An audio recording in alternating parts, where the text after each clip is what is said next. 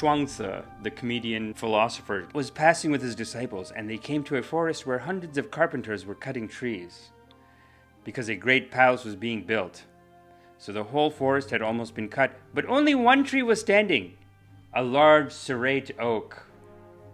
Big and naughty, Zhuangzi asked his disciples to go and inquire why this tree has not been cut.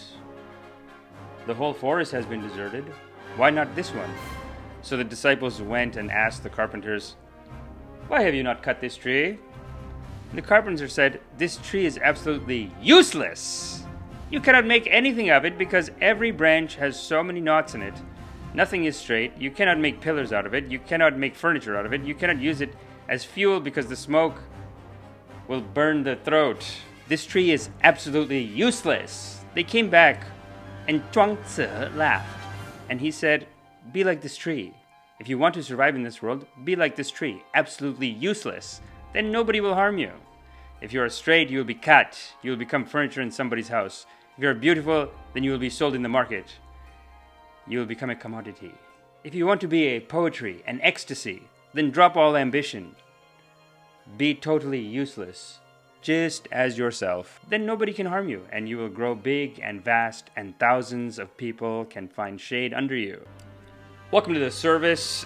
This is my first productivity vlog, the Lei-Tzi way, or the lazy way, a productivity vlog for lazies by a lazy. And listen, if you're sick of all these other productivity YouTubers that are so, type A personality, busting their asses and making these productivity channels, if you're sick of it, or if you're still watching those guys, let me tell you something. They're all doctors. Okay? They're all, like, half of them are surgeons, half of them are, like, neurologists, and you're learning productivity from them. Them teaching you to be more hardworking is like an NBA player saying, "Hey, I'll just teach you what I did, then you'll be in the NBA." No. Incorrect. It's incorrect. One time I saw this guy, Ali Abdal, and he was talking about, he's talking about, like, he had a video of, like, how to work even when you don't feel like it.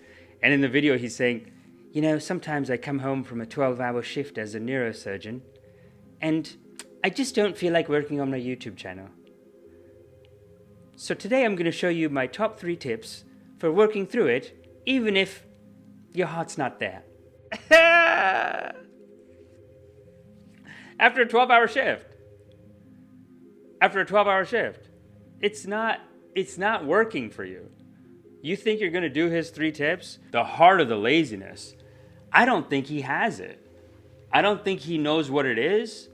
And so he's in a different world. And I remember someone was reviewing, and he's a nice guy. Like, I'm not saying he's a scammer or anything, but there's someone reviewing his YouTube class because he has a YouTube class where he teaches you how to become a successful YouTuber like him.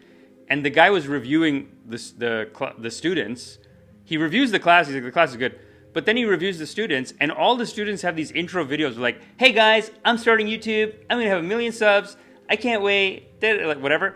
And they're all like 200 views. It's not gonna fly. I know it sounds negative, but that's why I wanted to open this productivity vlog with the parable of the last tree standing. I think it's a powerful teaching from Zhuangzi, the comedian philosopher. This is the kind of stuff that he emphasized. And I'll tell you a little personal parable, actually. Something that happened to me, like last year or something. I was at my cousin's house, and we both live with our parents right now. And my cousin, I think he used to be in a corporate job, but he burnt out maybe, and so he moved back with his parents. And now he just does, like, he'll just work at a convenience store, which, to a Patel, it's a lot. For a Patel, as you know, I am a Patel, and, you got to be making $150,000, $200,000 at our age. You got to be making $250,000 now. 6 figures, it's over. For Patel, you need to be making $250K a year, or it's like, what are you doing? That's the kind of attitude in the community. So anyway, I'm at my cousin's house. We both live with our parents. I'm an artist. He's, whatever. And, but we have another cousin who's like very ambitious, very hardworking. He's always trying to be like, "Come on guys, what are you doing?" He's always comparing and like, what are you doing, man? Come on, man. How many houses did you buy? You didn't buy another house yet? Come on, man. What are you doing? I remember he was telling us years ago, actually, this was years ago, and he was telling us, like, so what are you guys doing? You guys you get another house? What are you doing? And I remember being like, I started getting into this kind of philosophy, and I was like, I want to go dancing more. And I said it like that. I said dancing. I was like, I want to go dancing more. I think it's good for the health, raise the vibration, cardio's done. Try not to drink. But yeah, that's my big move right now is like getting back into the dance scene, because it's like I don't want to be old and like a loser who doesn't go dancing and who can't go out into a social situation, chat it up, hang out, party. Right? What is life if I can't dance and sing? What is life? And he just looked at me like, oh my God, Amish, what do you, oh gosh, okay. This guy is going dancing. Who has time? Anyway, that was like years ago. But then last year, like I said, the guy's like hyper successful. Last year, the interest rates went up. So his interest rates all went up last year. And he lost like a bunch of money in crypto. The guy owns 7 properties. I think he faked his income to get the 7, but he owns 7 properties. So last year the interest rates go up. His rental payment on those 7 properties, like the rental income he gets, is like $40,000.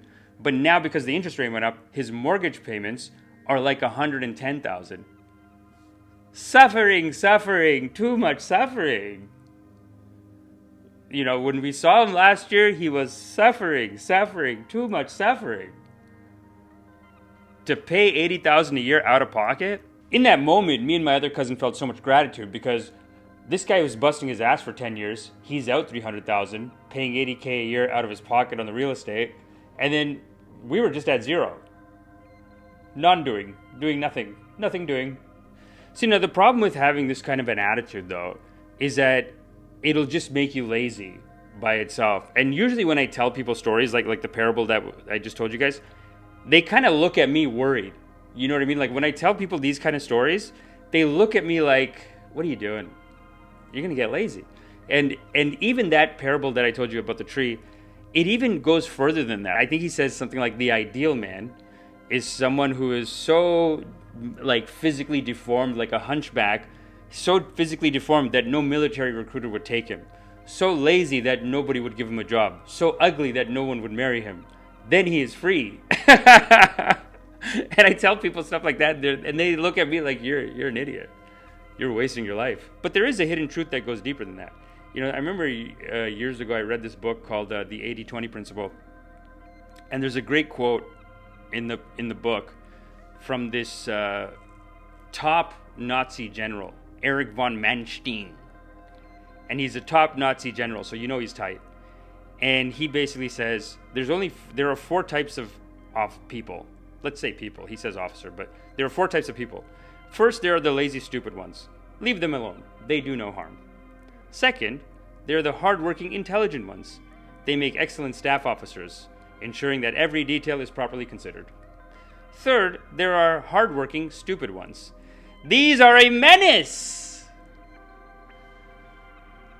and must be fired at once. They create irrelevant work for everyone. So he gets mad at the hardworking, stupid ones. He's like, they are useless. Get rid of them. They're going to go off in these tangents. They're idiots. And then he says, finally, there are the intelligent, lazy ones. They are suited for the highest office. And it's true. I mean, if you think about, like Chuang-Tzu in the first parable, he says, if you want to be a poetry, an ecstasy, they talk about this a lot. Like, do you want to be a commodity? Or do you want to be a poetry and ecstasy? Then be useless. The Taoists would say that all great things are useless. The most important things are useless, and that's where the intelligent, lazy officer, they get that. That's why they got to be put at the top. That's what we're here to do, people. That's what this productivity vlog is all about. The alternate path, the heart's path. All good things are useless.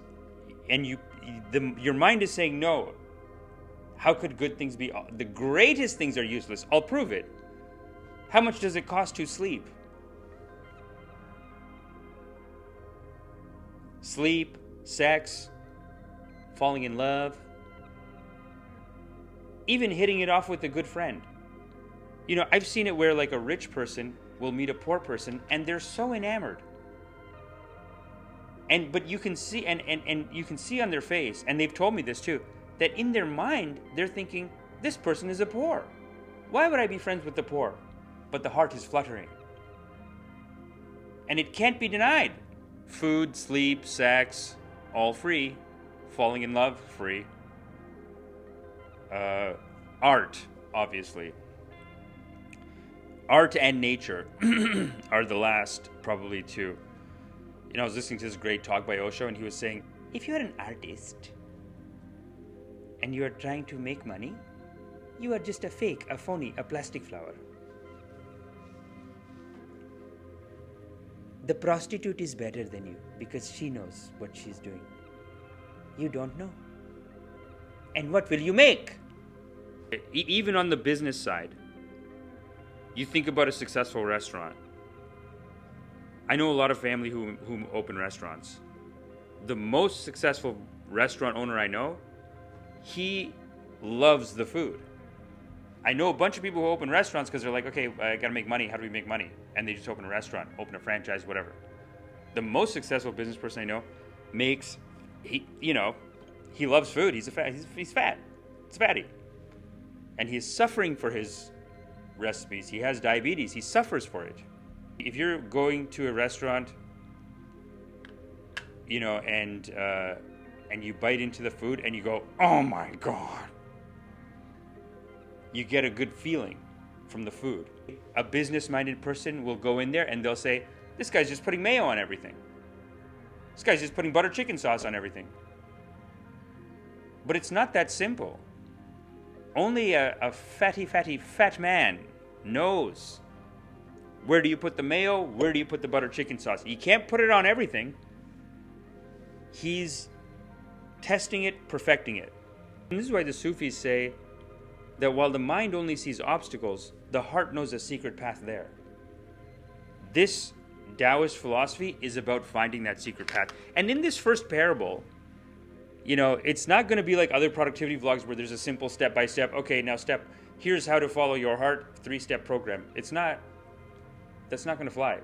This is more of the kind of thing where you take in the wisdom, which has already been done. First you must infiltrate, then integrate, then it will perpetuate.